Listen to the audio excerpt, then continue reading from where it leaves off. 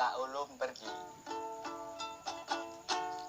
Corona, corona, corona, awas, awas, awas.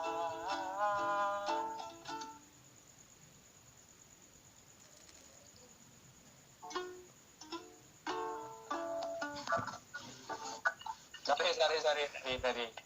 Iya, iya. Tadi ke kelas. Gimana lanjut? Ya, lanjutan. Ya, tadi terkait apa tadi?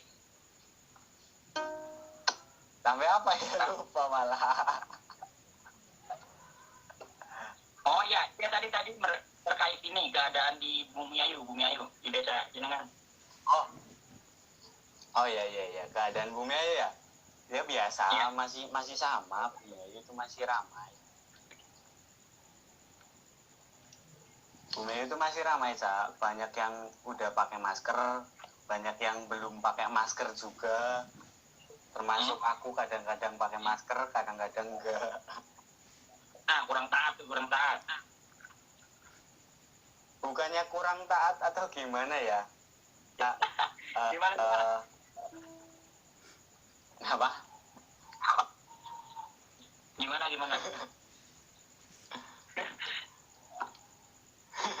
Aku sendiri gini, aku sendiri kurang terlalu menanggapi persoalan itu, karena aku terlalu mindset atau pola pikirku gini.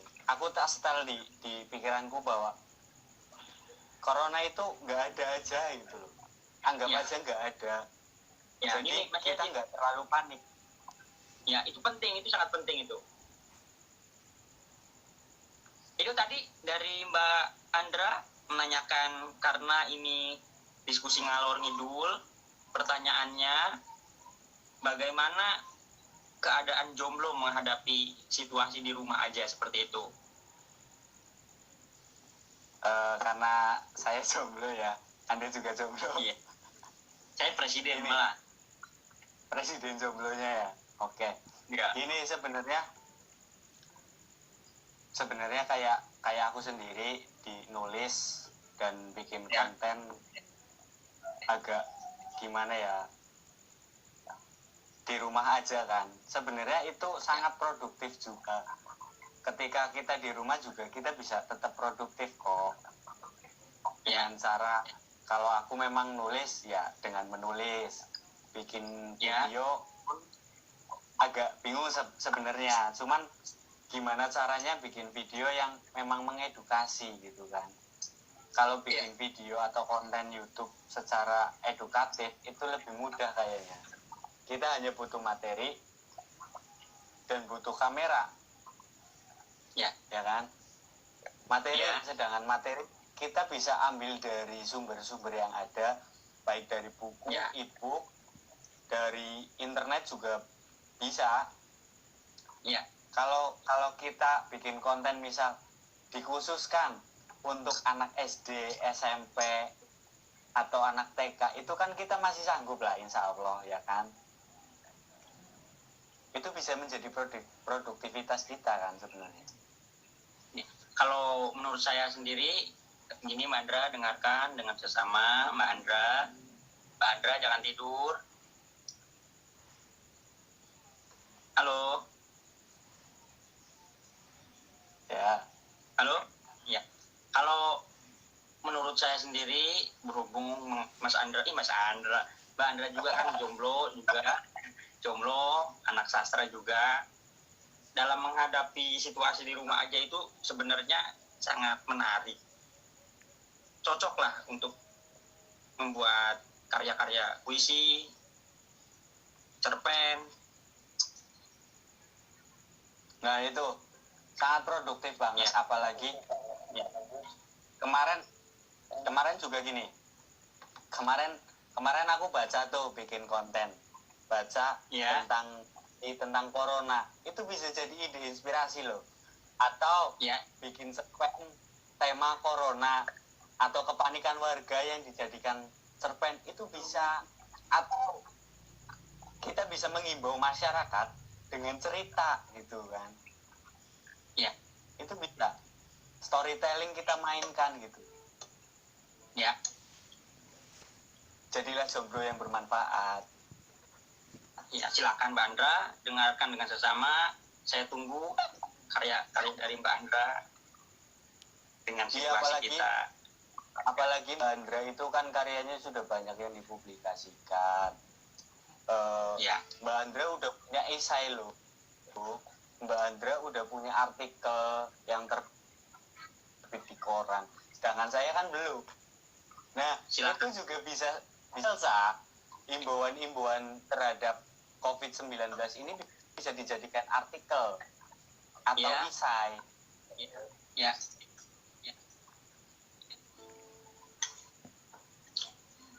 Berarti ini diskusi kita yang pertama ya, Caya? Bu Cynthia malah minta diskusi bareng. Iya, nanti untuk selanjutnya bisa jadi kita ya memperkenalkan terhadap sahabat IG, teman-teman IG, entah itu yang religius seperti ngaji kita boleh. Seperti itu ya, Mas Yasid? Iya bisa. Iya, nanti aku agendakan setiap minggu itu ada 1 atau 2 live. Jadi ini aku bikin acara namanya Ngobras. Ya. Namanya Ngobras. Ngobrol asik. Oke.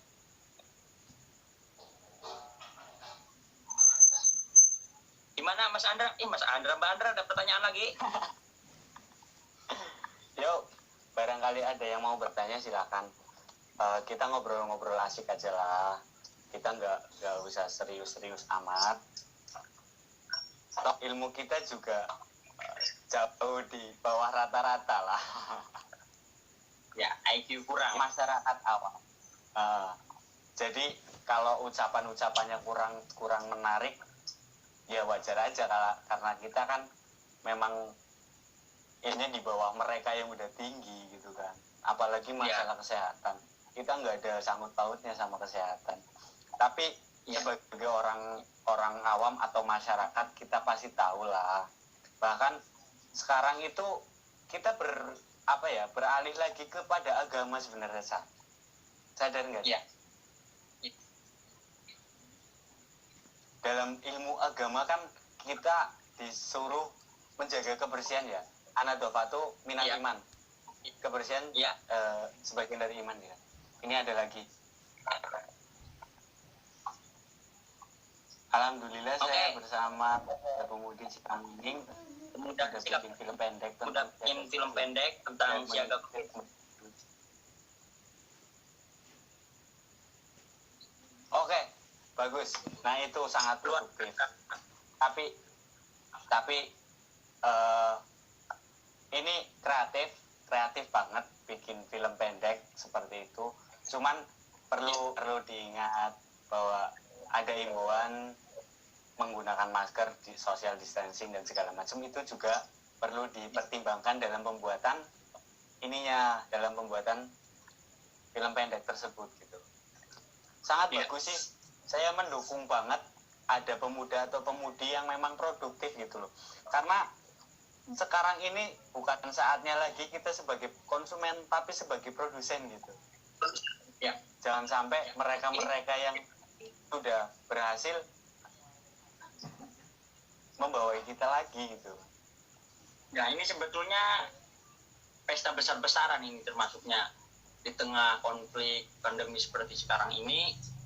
Bagi anak-anak sastra itu kebetulan ini menjadi makanan lezat. Iya sangat lezat sekali sebenarnya. Cuma gini, memang ada imbasnya juga sih Cak. Ya imbas ya ada ya. Pasti ada sisi negatif dan positifnya itu pasti ada.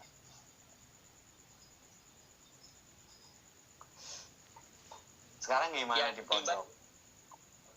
Ya kalau di pondok sekarang udah diliburkan. Saya di rumah aja sih. Pengajarannya gimana? Daring. Pengajarannya daring. Pengajaran kan semester 2 berarti di pondok udah selesai kemarin tanggal berapa puasa? Tanggal 15 puasa itu udah selesai. Nanti berarti habis lebaran sudah pembelajaran baru, tahun pelajaran ajaran baru. Oh gitu. Ya, Ya. Untuk tingkat sekolah SMP, SMA, SD, SMP, SMA itu memang sudah berakhir ya masa semesternya ya. Ya, kadang dari anak-anak pondok sering ada ini ngaji online, Cak. Oh, ngaji online. Ya, sekarang itu Ya, memang online serba dibutuhkan.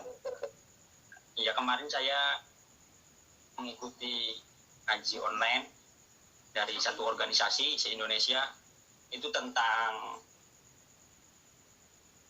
ya permasalahan agama lah di tengah-tengah COVID seperti itu. Nah, itu banyak banget sih persoalan-persoalan yang ada di tengah-tengah COVID seperti ini gitu. Kemarin juga sempat lihat di IGTV-nya Mata Najwa itu. Iya betul. RUU KUHP, terus apa tadi ya, rancangan undang-undang itu mau disahkan loh. Yang dulu kita demo itu besar-besaran tuh. Iya, di Mata Najwa. Iya, yang dulu kita demo besar-besaran itu mau disahkan. Momennya di pas seperti ini, ketika kita nggak bisa demo lagi gitu. Iya. Kan lucu. Ada lagi prank sampah itu, tahu nggak? Oh iya. Prank sampah itu juga jadi trending kan. Konyol itu, kalau menurut saya sebenarnya konyol. Ya konyol lah. Ya tapi saya mendukung, tapi bohong. Itu keren. Tapi bohong. Iya. Oke, Mas Yazid, halo? Ya, balik lagi ke topik pembicaraan lagi. COVID gimana? Ya, topik pembicaraan. Itu tadi tentang kita sudah membahas bahwa kepanikan yang menjadi permasalahan di masyarakat, terus bias kognitif bahwa masyarakat itu menilai bahwa COVID-19 itu dengan pemahaman mereka sendiri, sehingga bertolak belakang sekali dengan apa yang dihimbaukan oleh pemerintah, oleh tim kesehatan. Itu sudah menjadi topik pembahasan kita pada malam hari ini. Sekarang sudah 1 jam, Mas Yazid. Sudah 1 jam. Masa? Nggak kerasa loh. Jam. Ya, jadi kesimpulannya gimana? Dari Mas Yazid sendiri, bagaimana kesimpulan dari diskusi kita pada malam hari ini? Terus pesan untuk sahabat, teman-teman Instagram, himbauan untuk seluruh masyarakat Indonesia, silahkan mengenai pandemi COVID-19, bagaimana? Aduh, kesimpulan ya, karena kita itu ngobrolnya ngalor ngidul, Cak. Nyimpulinnya sulit. Pembahasannya melebar gitu kan. Tapi satu yang ku tangkap sih gini. Kesadaran masyarakat tentang imbauan-imbauan dari pihak-pihak yang berwenang itu memang sangat kurang. Terus faktor-faktor lainnya pun kurang mendukung sebenarnya. Ya. Terus untuk penyebaran virus ini, masyarakat itu hanya butuh kepastian nih. Kapan sih berakhir? Kapan kita harus PSBB seperti ini? Kapan kita harus bisa kembali bekerja lagi gitu loh. Satu pertanyaan, Cak, gini. Satu pertanyaan ya untukmu ya. Ya. Kamu setuju nggak kalau balik seperti semula kita kerja seperti biasa, kita sekolah seperti biasa, tapi dengan syarat kita mematuhi himbauan yang ada seperti menggunakan masker, social distancing, atau selalu mencuci tangan gitu. Setuju nggak? Kalau menurut saya sendiri, itu dengan adanya kita PSBB, terus anjuran di rumah saja, itu otomatis dari peningkatan ekonomi itu sangat menurunnya, Cak. Terus kemarin saya lihat di Italia itu sudah menjalankan aktivitas seperti biasa, tapi dengan syarat seperti itu juga. Harus cuci tangan, pakai masker, ya sangat setuju sih. Banyak loh, bukan hanya di Italia, di Prancis, di Inggris juga sama seperti itu. Mereka tetap beraktivitas, cuma dengan mematuhi aturan dan imbauan yang ada gitu. Jadi adanya pandemi ini tidak mempengaruhi faktor lain itu. Iya. Silakan untuk pesan dan kesan bagaimana, Chan? Nanti gantian kita. Karena udah mau penutupan ya. Ya, pesan dariku pribadi ya. Dariku pribadi tetap berpikir positif karena pikiran itu sangat berpengaruh penting terhadap kesehatan tubuh. Ketika kita berpikir sakit, maka tubuh kita akan sakit. Sebaliknya, kalau kita berpikirnya sehat, tubuh kita akan selalu sehat. Nah, manajemen pikiran inilah sangat penting dibutuhkan pada masa-masa pandemi ini. Terus tetap patuhi aturan atau imbauan yang ada dengan menggunakan masker, dengan menjaga jarak karena belum muhrim gitu kan, jaga jarak dulu. Jaga jarak karena belum muhrim. Terus rajin-rajin jaga kebersihan lah. Kebersihan aja gitu. Jangan terlalu panik, apalagi panik buying ya. Panik yang disebabkan. Dan yang penting ini, cernalah berita sebelum menyebar atau memberitahukan kepada orang lain. Kita cerna dulu, berita itu pantas nggak? Berita itu aktual nggak? Faktual nggak? Berita itu terpercaya nggak? Walaupun sumbernya terpercaya, tapi belum tentu berita itu faktual dan aktual gitu. Kita harus lebih jeli lagi. Ingat, smartphone for smart people. Telepon pintar untuk rakyat pintar, untuk orang-orang yang pintar. Jadi jangan mau kita dibodohi oleh ponsel kita sendiri gitu loh. Setuju nggak? Iya, setuju. Gitu sih. Terus apa lagi ya? Udah sih, walaupun gini, pesanku, walaupun kita jaraknya jauh gitu kan, tapi silaturahmi masih bisa kok. Kita masih bisa produktif juga. Kita masih bisa produktif dengan cara kita masing-masing. Ada yang jualan online shop, ya kan? Itu bisa produktif. Aku sendiri nulis juga masih bisa nulis, masih produktif. Bikin konten juga masih bikin konten. Kita jangan jadikan di rumah aja itu sebagai kendala gitu. Kita justru manfaatkan. Itu sih dariku. Kalau dari saya, bahwa situasi yang penting seperti sekarang ini, benar menurut Anda bahwa harus melahirkan energi-energi positif, pemikiran-pemikiran positif, sehingga akan melahirkan kesemangatan juga, seperti itu. Imun tubuh akan meningkat, imun tubuh akan terjaga. Nanti kalau imun tubuh terjaga, ya kita susah untuk untuk terkena penyakit itu susah. Yang terakhir dari saya, bahwa farfa bidomin wansiban fathan wajur kasron kadikurullahi abdahu yasur, bahwa antara masyarakat dan pemerintah itu harus saling mengangkat, jangan saling menjatuhkan.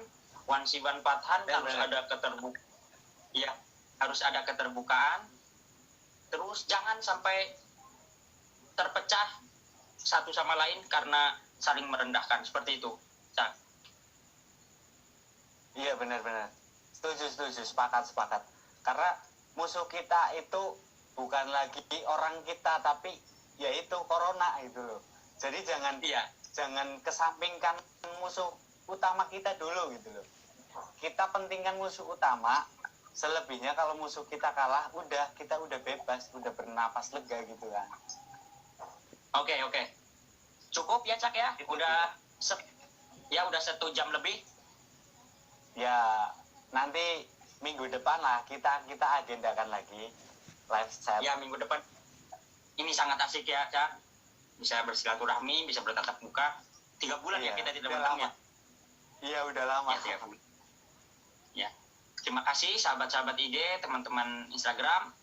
Saya Misbahul Ulum dan teman saya, sahabat saya yang sangat luar biasa, Mas Yazid, penulis handal, mengucapkan terima kasih, selamat malam, selamat beraktivitas, puasanya semangat, tarawihnya semangat, ibadah-ibadah di bulan Ramadan mendekatkan diri kepada Allah, juga mematuhi himbauan pemerintah juga harus didengarkan. Sekian dari kami. Wassalamualaikum warahmatullahi wabarakatuh. Dadah. Ya.